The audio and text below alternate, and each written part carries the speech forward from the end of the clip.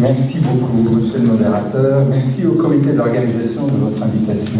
J'apprécie beaucoup parce que vous me donnez cette opportunité de venir parler dans ces journées très intéressantes et aussi de venir passer un peu de temps parmi mes amis à Limoges. Donc, je vais vous parler de l'hypertension portale. Évidemment, la cirrhose, tout le monde en a parlé. Il faut savoir qu'il y a 700 000 cas de cirrhose en France. Il y a 10 à 15 000 décès par an en lien avec la cirrhose. Mais évidemment, les facteurs protecteurs du foie, tels que la régénération hépatique, c'est-à-dire cette communication entre l'agression de l'hépatocyte d'une part, la stimulation des progéniteurs qui viennent des cellules de la moelle d'autre part, et bien entendu tout ce qui se passe au niveau du sinusoïde et de la prolifération des cellules stellaires au niveau du foie, et bien toute cette communication qui protège le foie normalement peut être délétère quand le facteur agressif devient trop important. Et tout ça pour ne pas reprendre un peu toute la physiopathologie qui est passionnante au niveau du foie, mais tout ça pour dire qu'il y a hypertension portale et hypertension portale. À partir du moment où on commence à y avoir des modifications structurelles intrahépatiques et à voir toute la phase terminale de l'hypertension portale, à ce moment-là, il y a toutes les phases intermédiaires, c'est-à-dire il y a des hypertensions portales qui restent compensées, qui restent correctes, et il y en a d'autres qui sont beaucoup plus sévères.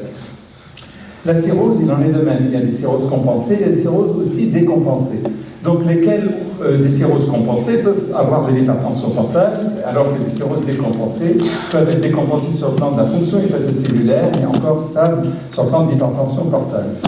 Il est clair que quand on va parler de chirurgie de la cirrhose, je ne vous parlerai aujourd'hui que de la chirurgie abdominale extrahépatique. Je ne vais pas évoquer toute la problématique des hépatocarcinomes sur cirrhose qui nécessitent un traitement chirurgical. Donc, de ce fait, toutes les études sont concordantes que la chirurgie soit faite en urgence ou d'une façon programmée, que quand il y a une cirrhose, il y a une augmentation de la mortalité et de la morbidité en post-opératoire. Et bien entendu, pour une cirrhose qui est child-PEGA, où on s'y attend spontanément à une mortalité entre 1 et 3% par an, elle passe à 17% quand il y a besoin d'une opération chirurgicale aussi simple, entre guillemets, qu'une réparation hernière ou une hernie ombilicale, je dirais, qui est étranglée, même sans résection intestinale.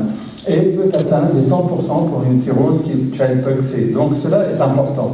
Quand on regarde la chirurgie colorectale, de temps en temps, certaines urgences en chirurgie colorectale, en mettant des patients qui ont de l'hypertension portale comparée à ceux qui n'en ont pas, la mortalité est beaucoup plus élevée dans le groupe avec l'hypertension portale, de même que la morbidité.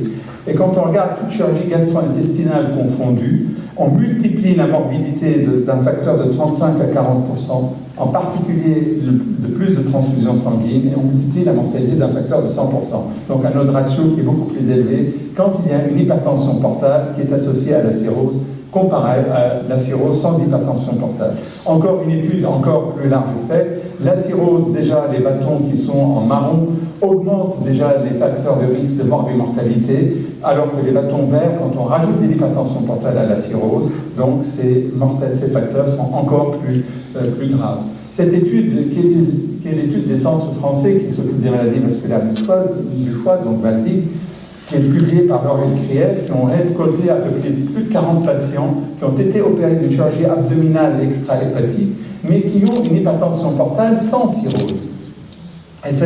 Et ils ont pu identifier, en effet, qu'il y a des facteurs de risque qui sont associés à l'augmentation de la mortalité, tels que la créatinémie supérieure à 100, l'acide péropératoire et les déficiences immunologiques, qu'elles soient acquises ou non, y compris l'altération du terrain. Et quand on a un facteur, on augmente la mortalité, le risque, je dirais, d'avoir des suites défavorables de 32%.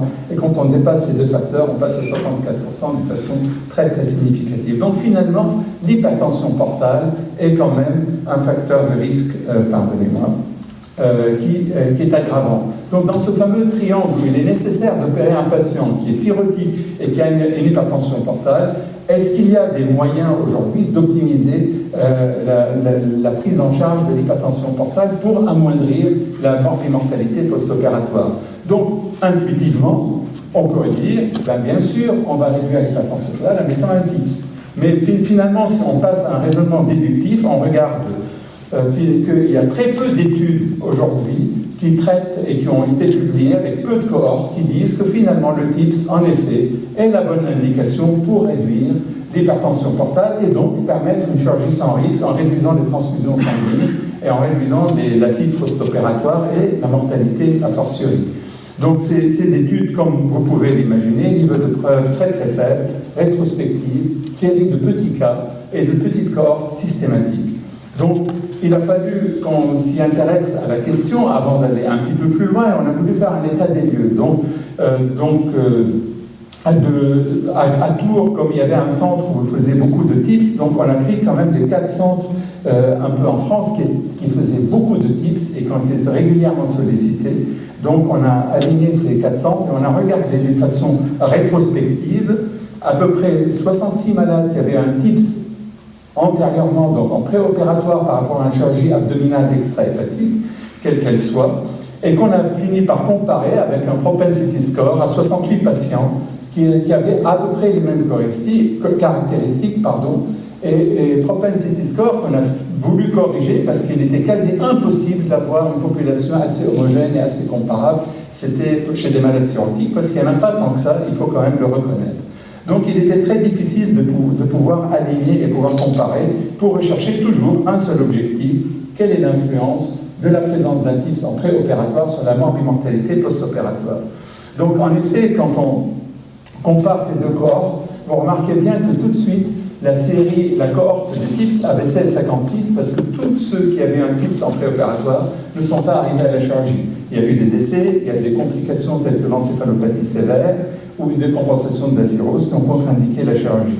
Donc on a comparé ces 56 patients aux 68 qui ont été choisis et on a découvert que finalement la mortalité post-opératoire et les complications post-opératoires, donc la morbimortalité était comparable. Il y a un effet qui est bénéfique, pardonnez-moi, les cases ne sont pas au bon endroit, donc il y a un effet qui est bénéfique sur l'acide post-opératoire, qu'il y a moins d'acide post-opératoire dans le groupe qui a eu un TIPS en préopératoire, et puis finalement, il y a quand même un delta du MELD, c'est-à-dire le MELD avant l'opération et le MELD en post-opératoire, qui est quand même plus élevé dans le groupe qui a eu un TIPS comparativement dans le groupe où il n'y avait pas de TIPS. Intuitivement, cela colle bien. Le TIPS arrange bien l'hypertension portale en post-opératoire et intuitivement, les malades chez qui on a choisi de faire un TIPS, biais de l'étude qui est majeure, sont peut-être un petit peu plus graves que ceux chez qui on a été opérés sans qu'on ait un recours à un TIPS, il faut le dire d'une façon très honnête. Donc, en fin de compte, quand on s'adresse à la chirurgie colorectale, on a vu que, in fine, dans la chirurgie colorectale, concernant la morbimortalité, que les résultats étaient pareils, alors que pour la transfusion, il y avait plus de transfusion dans le groupe TIPS comparativement au groupe sans TIPS. Donc, on a fini par trouver un cut-off sur le gradient de pression portale qui, évidemment, vous pouvez l'imaginer, n'a été mesuré que par voie invasive, donc pour les malades qui ont eu un TIPS. Et quand on a mis la médiane à 13, c'était la médiane de tous les gradients que l'on avait détériorés. Donc on a décelé qu'il y avait 30 patients qui avaient un gradient d'hypertension portale, de pression hépatique de porte-cave qui était inférieur à 13, ou égal à 13. Qu'on a comparé évidemment aux 68 malades, forcément, puisque ces 68 malades n'ont pas eu de mesure de gradient. Et bien on a trouvé que finalement, quand le gradient était inférieur à 13, les malades qui avaient eu un TIPS avaient un effet bénéfique. Comparativement à ceux qui n'avaient pas un TIPS concernant la morbimortalité post-opératoire. Alors que quand on regarde, désolé pour les cas, mais quand on regarde les 25 malades qui avaient un gradient supérieur à 13, comparé au groupe qui n'avait pas eu de TIPS, on remarque que finalement, il y a un effet délétère concernant le sepsis post-opératoire pendant le groupe TIPS et bien entendu des transfusions et post-opératoire qui étaient plus importantes dans le groupe TIPS. Donc, in fine, on a regardé le score de MELD, et quand le MELD sodium était inférieur à 15 ou égal à 15, dans les 13 malades tout TIPS et 13 malades non TIPS, puisque le MELD, on pouvait le calculer dans les deux, on a trouvé qu'il y avait une influence positive dans le groupe TIPS en faveur de la morbimortalité post-opératoire comparé aux groupes qui n'ont pas eu de TIPS. Donc, in fine, la présence de ce TIPS, en effet, peut avoir un effet sur la réduction de l'acide en post-opératoire, Il n'y a pas véritablement de diminution de la mortalité post-opératoire ni de la quantité de culots transfusionnels qui a été faite. Il y a peut-être un facteur qui influence la décompensation de la cirrhose dans le groupe TIPS, et il faut dire quand même que 15% ont été récusés à cause du TIPS à la chirurgie, puisque finalement, ils ont aggravé leur état avant d'arriver à la chirurgie. Donc, y a-t-il un intérêt dans les hépatopathies modérées?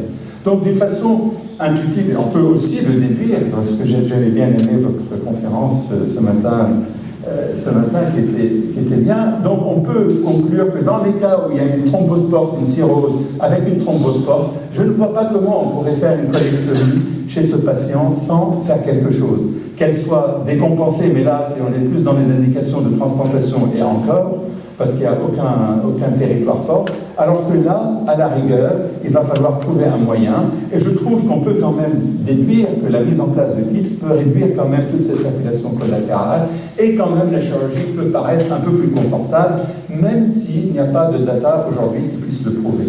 Et c'est la raison pour laquelle, à la suite de cette étude rétrospective, nous avons déposé une lettre d'intention cette année, en 2019, pour faire une étude prospective contrôlée sur 20 centres français qui vont participer. Évidemment, il faut qu'ils aient une activité de TIPS et donc un centre de chirurgie pour tester l'efficacité, la sûreté du TIPS et bien entendu l'effet sur la mortalité post-opératoire et voir si on peut en effet réaliser le TIPS ou pas. Juste pour terminer en un mot rapide sur le TIPS en post-opératoire, parce que bien entendu on peut dire qu'un malade qui a une cirrhose, on peut l'opérer et si jamais la cirrhose se décompense, en post-opératoire on peut poser un TIPS. C'est assez logique en effet, mais ça veut dire qu'on va poser le TIPS s'il y a de l'acide qui devient réfractaire, s'il saigne, hémorragie du cible ou s'il saigne du foyer opératoire.